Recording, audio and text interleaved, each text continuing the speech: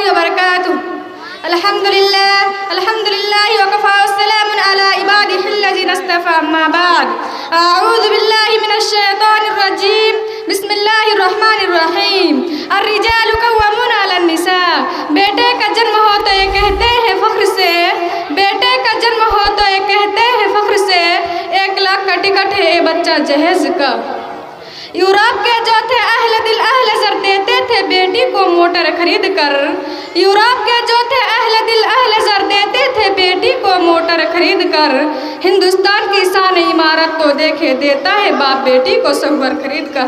मुअज़्ज़ज़ सामीन इकराम, आज जो हालत हमारे सामने है और जो माशरे की थकी तस्वीरें हमारे सामने आ रही है, उसे देख देख कर पढ़ पढ़ कर हमारे दिलों में गम व अलम का एक तूफान उठ रहा है कि ऐ मेरे मौला, हम इंसानियत के चमन में है दरिंदे के किसी जंगल में ज़िंदगी बसर कर रहे हैं।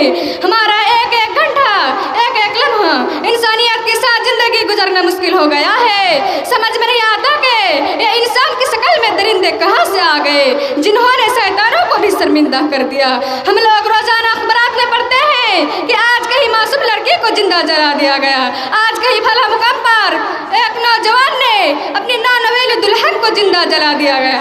उन जलती हुई तस्वीर को हम देखते हैं और उन रिपोर्टों को हम पढ़ते हैं तो दिल ये पूछता है क्या जुल्म था उनका, क्या पाप थे उनके, किस जुल्म के बदले में एक मासूम लड़की को जिंदा जला दिया गया। और किसी मासूम बेटी पर पेट्रोल छिड़कर आग लगा दिया जाए तो तुम्हारे दिल में ऐसा नहीं उठता कि बताओ उस मासूम सी नाजुक सी जिंदगी ने क्या जुल्म किया था, वो कौन सा जुल्म था जिसकी सजा तुम्हारे अदालत ने मौत लिखी। अल्लाह रब्बुल इज़्ज़त का पाक इरशाद है अर्रिजालु कव्वामूना अलन निसा, कि हमने मर्द औरतों पर कौन मुकर्रर किया है कि मर्द औरतों पर कौन है। अल्लाह रब्बुल इज़्ज़त ने उस आयत के जरिए मर्दों को उसकी हैसियत, उसकी औकात, उसकी शख्सियत, उसकी जिम्मेदारी मर्द औरतों पर वाज़िह फरमाया है कि तुम्हारी हैसियत क्या है, तुम्हारी हैसियत कौन की है। तुम पर लाजिम है कि मेहनत से कमाई करके हलाल रिज़्क़ के जरिए अपनी बीवी के नानो नफ़्क़ा और बच्चों की परवरिश करना मर्दों पर फर्ज है। फरमाया बीवी और बच्चों की नाफूस की हिफाजत करना मर्दों पर लाजिम है, कमाना बीवी पर लाजिम नहीं। शौहर को दौलत देना ये बीवी की जिम्मेदारी नहीं। कमाना भी, फैक्ट्रिया को चलाना, दुकानों पर बैठना, फैक्ट्रिया को चलाना, दुकानों पर बैठना बल्कि औरत की जिम्मेदारी नहीं बल्कि मर्दों की जिम्मेदारी है। तुम काम को संभाल लो, औरत घर को संभालते रहेगी।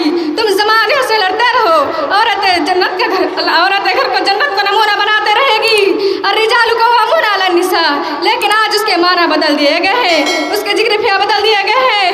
प्यारे दोस्तों और हमारे वतन के शरीक भाइयों, जो लड़का शादी करता है उस पर लाजिम है कि जिस घर से अपनी बीवी को ला रहा है उसके माँ बाप के गमगीन और दुखते दिलों को कुछ सहारा देकर आइए, कुछ पैसे देकर आइए, कुछ दौलत देकर आइए। जनाब रसूलुल्लाह सल्लल्लाहु अलैहि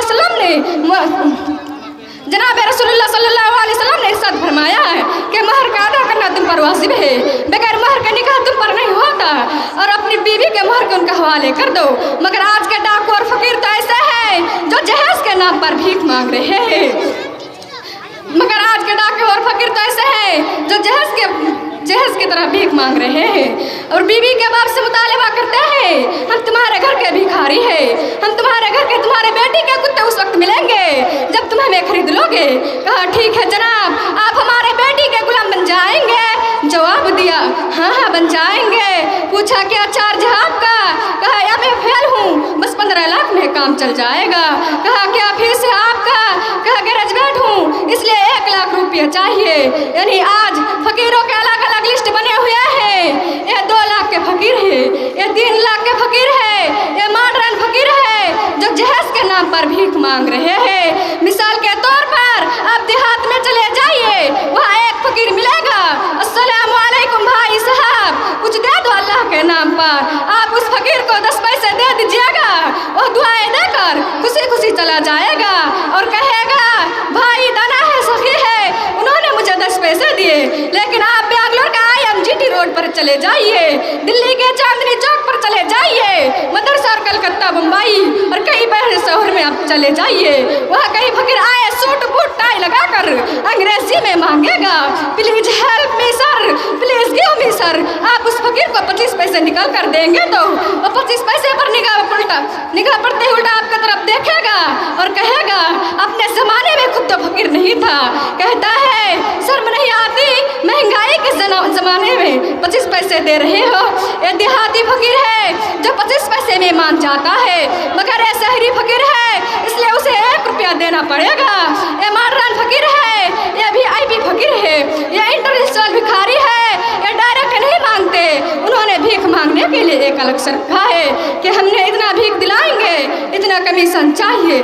लेकिन सुनाओ ऐ कमीशन खाने वालों, लानत हो उन पर कि किसी की बेटी को उजड़ कर ले जाने से बेहतर है कि तुम किसी के दरवाजे पर बैठ जाओ। तुम्हें सुबह से लेकर शाम तक भीख मिल ही जाएगी, मगर खुदा के वास्ते किसी पर जुल्म मत ढाओ, किसी को कहने पर मजबूर मत करो। तुम एक नौजवान हो, तुम्हारी माँ ने तुम्हें जन्म दिया औलाद समझकर।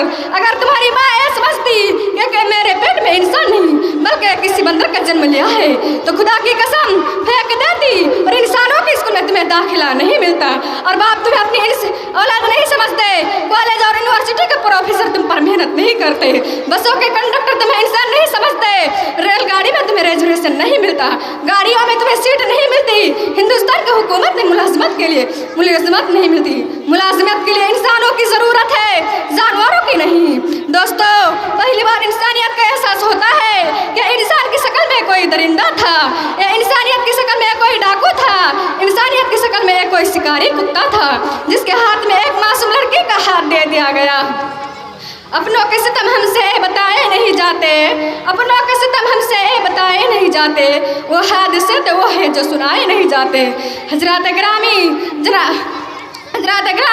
जनाब फ़ानी मदीनी साहब जो बड़े बहुत शायर थे, उन्होंने अपनी बेटी की शादी की तो सारी दौलत से नवाजा और दामाद को तमाम जहेज दिए। जहेज जब कम पड़ गया तो जिस घर में फ़ानी मदीनी साहब रहते थे उस घर को भी उन्होंने बेच दिया। घर को बेचने के बाद दौलत भी दामाद के हवाले कर दिए। बेटी जब रुखसत होने लगी तो बाप ने बेटी के कान में कहा, ए बेटी इस घर से जा रही हूँ, अब दोबारा इस घर में मत आना। तुम्हारे निकाह के जहेज के साथ साथ हमने इस घर को भी खत्म कर दिया है। अब तुम्हारे माँ बाप किसी किराए के घर में चले जाएगी। बेटी रोती तड़पती मजबूर है लेकिन सरल चाहती। चंद दिनों में इताला आती है कि उसके जालिम ससुराल वालों ने बेटी को कत्ल कर दिया है। जनाब फ़ानी मदीनी साहब उस बेटी के जनाजे में जाकर एक शायर पढ़ते हैं, अब आया याद आराम जान इसना मुरादी में, अब आया याद आराम जान इसना मुरादी में, कफन देना भूले थे हम तुझे सामान्य शादी में। सब कुछ दे दिया था तेरे जहेज में, 2 गज कफन के टुकड़ा भी दे देते, क्या फर्क पड़ जाता जिन जालिमों ने तुझे कत्ल किया है। बाप कफन अपने बाप का घर का दे देते। हजरत ग्रामी हुजूर सल्लल्लाहु अलैहि वसल्लम ने निकाह को आसान बताया है, सबसे आसान निकाह को बताया है और सबसे मुश्किल जना को बताया है कि हजरत हुजूर सल्लल्लाहु अलैहि वसल्लम ने फरमाया निकाह मेरी सुन्नत है, जिना हराम है। निकाह जिन लोगों ने निकाह करना चाहिए मिनटों में काम से हो सकता है। अगर कोई जिना करना चाहिए उसकी ऐसी सख्त अजायतनाक इबरतनाक सजा मुकर्रर किया है, अगर सजा देकर दुनिया कांप उठेंगे और क़यामत तक किसी को जिना करने का तस्वुर भी नहीं होगा। मुहसरे में उसका उल्टा हो गया है, निकाह मुश्किल जिना आसान। अब मैं से अपनी तकरीर को ख़त्म करना चाहती